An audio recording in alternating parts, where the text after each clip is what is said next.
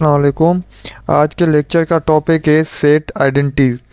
तो हम set identity को कंटिन्यू करते हैं क्योंकि पहले जो हमने टॉपिक पढ़ा था वो सेट पढ़ा था। ठीक है, अभी हम सेट को कैसे रिप्रेजेंट करते हैं प्रोपोर्शन लॉजिक में, तो हम वो अब डिफाइन करेंगे। लेक्चर नंबर 3 है सेट आइडेंटिटीज।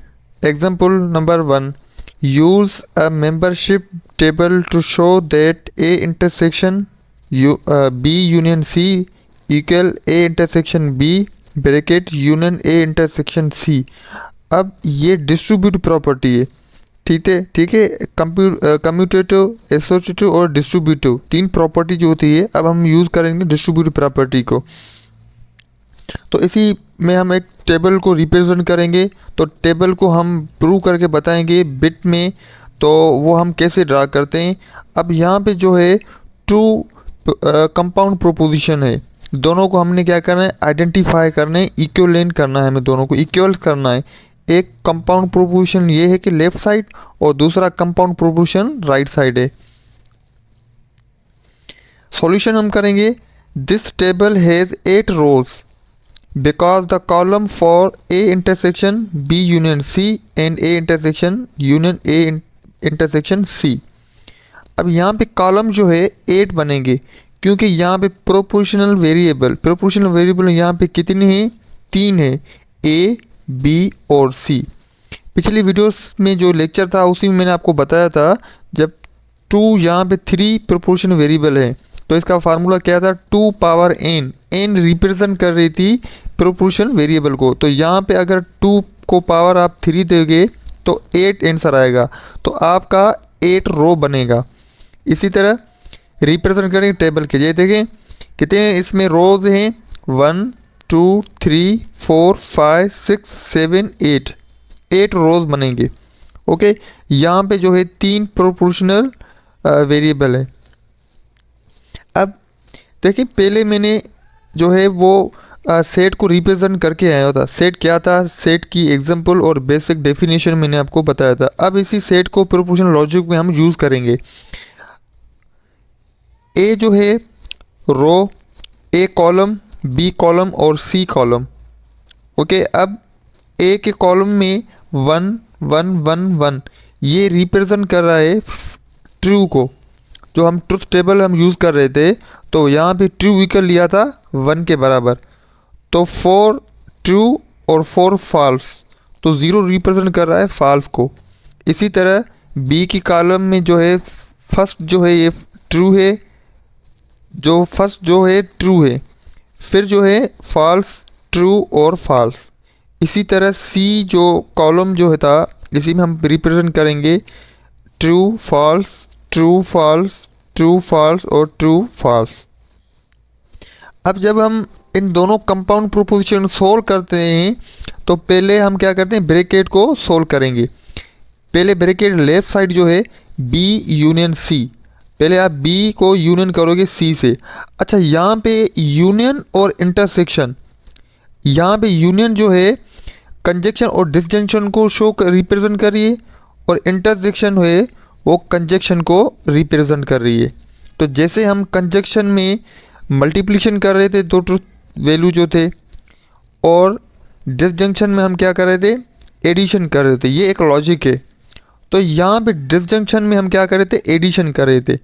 तो B यूनियन C, अब आप B और C को ऐड करें, 1 1 तो 1 होगा, ट्रू होगा, तो 1 प्लस 0 1 होगा, 0 प्लस 1 1 होगा, 0 0 0 हो जाएगा, 1 1 1 होगा, 1 प्लस 0 1 होगा, 0 प्लस 1 1 होगा, 0 0 0 होगा। इसी तरह ये हमने ब्रैकेट जो है ये इसको सोल्व कर दिया। अब पूरा कंपाउंड प्रोपोजिशन जो है वो आप यहाँ पे लिखोगे।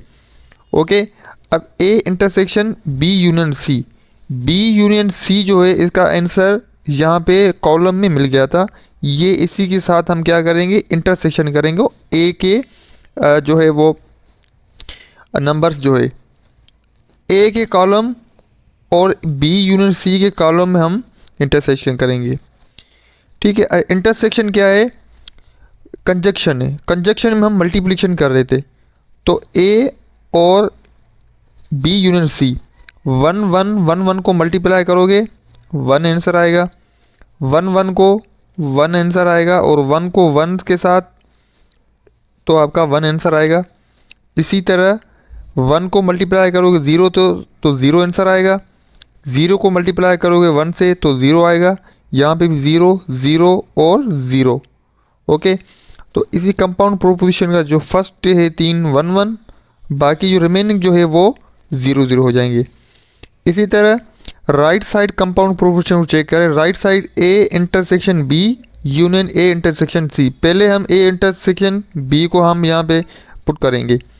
तो ए इंटरसेक्शन सी क्या है, कंजक्शन है, हम इसमें मल्टीप्लिकेशन करेंगे ए और बी, ए और बी। देखिए मल्टीप्लाई डायरेक्ट में कर रहा हूँ, 1 1 तो आंसर 1 आएगा यहाँ पे, ये देखिए यहाँ पे 1 आ गया, 1 1 तो 1 होगा, यहाँ पे 1 और 0 0 1 0 0 होगा। ओवरऑल रिमेनिंग जो जितनी भी हैं 0 हो जाएगी, क्योंकि सब के साथ 1 1 और 0 0 है तो वो 0 0 हो जाएंगे। और इसके बाद में ब्रैकेट जो है ए इंटरसेक्शन सी के साथ इंटरसेक्शन कर रही है ब्रैकेट, तो ए इंटरसेक्शन बी, तो ए के जो है वैल्यू वो आप बी के वैल्यू के साथ इंटरसेक्शन करोगे तो मल्टीप्लाई होगा। ये एक ट्रिक है मल्टीप्लाई करने के लिए, वैसे हम याद नहीं कर सकते हैं तो ये एक लॉजिक है, तो आप इसे मल्टीप्लाई कर सकते हैं। ठीक है, 1 और 1 आंसर क्या होगा, 1 होगा, 1 0 आंसर 0 होगा, 1 को आप मल्टीप्लाई करो 1 से तो आंसर 1 होगा। इसी तरह रिमेनिंग जितने भी आपके 0 0 हो जाएंगे। और अब ए इंटरसेक्शन सी का आंसर मिल गया। अब पूरा कंपाउंड प्रोपोजिशन जो है यहाँ पे हम लिखेंगे। ओके, अब जो है A intersection B union A intersection C, A intersection B का आंसर कॉलम में और ए इंटरसेक्शन सी का कॉलम में, ये आंसर मिल गया। अब आप इन दोनों को क्या करोगे, यूनियन करोगे, डिसजंक्शन। ठीक है, इसी में हम क्या कर रहे थे, ऐड कर रहे थे। 1 और 1 को ऐड करोगे 1, 1 को ऐड करोगे 0 तो यहाँ पे 1 आंसर आएगा, 0 को 1 से ऐड करोगे 1 आंसर आएगा। रिमेनिंग जितने भी ये सारे ऐड करोगे 0 0 के साथ तो इसका आंसर आप 0 आ जाएगा। अब ये दोनों हम इक्वल हो गए। देखें ये जो कंपाउंड प्रोपोजिशन लेफ्ट साइड है और राइट साइड कंपाउंड प्रोपोजिशन है, A intersection B union C, A intersection B union C के जो कॉलम में जितने भी बिट जो वैल्यूज़ आए थे, और इसी के अलावा जो राइट साइड में कंपाउंड प्रोपोजिशन जितने वैल्यू है दोनों सेम है, दोनों इक्वल है। तो यहाँ पे भी आप ऊपर देखें तो ये दोनों इक्वल है। अगर आप इसी को कंपाउंड प्रोपोजिशन और इसी कंपाउंड प्रोपोजिशन सोल्व करोगे तो दोनों का आंसर जो है वो सेम आएगा। अब हमें क्या किया था, ये आइडेंटिफाई किया था, आइडेंटिफाई प्रूव करके दिखाया कि ये दो, अगर दो प्रोपोजिशन है उसका वैल्यू हम ऐसे जल्द से नहीं बता सकते हैं, तो हम क्या कर रहे हैं, ये सोल्व कर रहे हैं, सॉल्यूशन कर रहे हैं कि इसका आंसर ट्रू आएगा या फॉल्स आएगा।